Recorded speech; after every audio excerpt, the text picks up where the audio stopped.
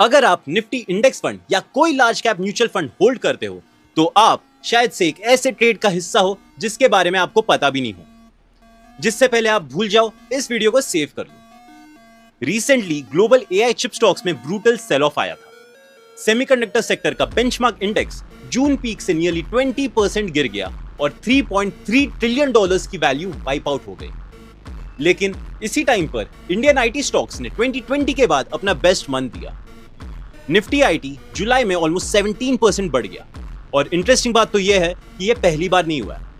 जब भी global AI stocks में सेल ऑफ आता है, इंडियन आईटी में बाइंग बढ़ जाती है। रैली के कुछ हफ्ते पहले ही फॉरेन इन्वेस्टर्स की इंडियन मार्केट्स में ओनरशिप 17 ईयर लो पे थी। फिर आईटी सेक्टर के री रेटिंग के बाद फॉरेन इन्वेस्टर्स ने वापस से बाइंग शुरू की, लेकिन मोस्ट कवरेज ने एक इंपॉर्टेंट चीज मिस कर दी। इसी टाइम पीरियड में टीसीएस का AI business $2.6 billion annual run rate पे पहुंच गया। इन्फोसिस का एआई रेवेन्यू शेयर सिर्फ 2 क्वार्टर्स में 5.5% से बढ़कर 8% हो गया। तो सवाल यह आता है, क्या India AI hardware race miss करके लकी था, या ग्लोबल इन्वेस्टर्स को फाइनली समझ आ गया कि इंडियन आईटी कंपनीज के पास रियल एआई रेवेन्यू है? और एक बात, इतनी रैली होने के बावजूद Nifty IT year to date 20% down है।